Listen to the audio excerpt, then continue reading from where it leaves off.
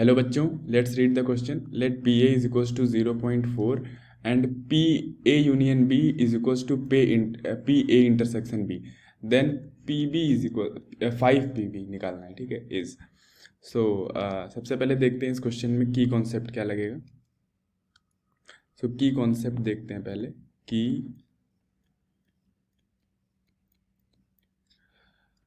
Sets का एक इसमें थ्योरी लगेगा कि अगर आपको P of A union B जो है is equals to P of A intersection B अगर दिया हुआ है तो इसका मतलब ये है सीधा सीधा कि P A is equals to P B होगा. ठीक है, ये होता है इसका मतलब. ठीक है, अब ये कैसे होता है वो क्वेश्चन में समझेंगे हम लोग. अब यहाँ पे जो हमें गिवन है वो गिवन है P A is equals to 0.4 and P A intersection B. P A union B is equals to P of A intersection B.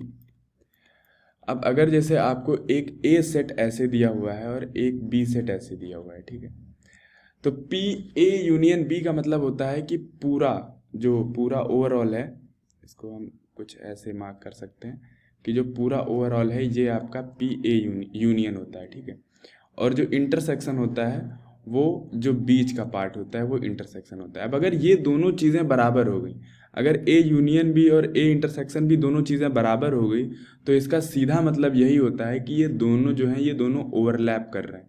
ये दोनों सेट जब ओवरलैप करेंगे तभी तो एकदम सेम होंगे और ओवरलैप भी करेंगे, तभी तो ए यूनियन बी जो होगा वो equals to A intersection B हो जाएगा, क्योंकि इसका कॉमन पार्ट भी एक ही रहेगा और इसका जो मतलब बचा हुआ पार्ट का और कॉमन पार्ट का एडिशन है वो भी सेम ही रहेगा.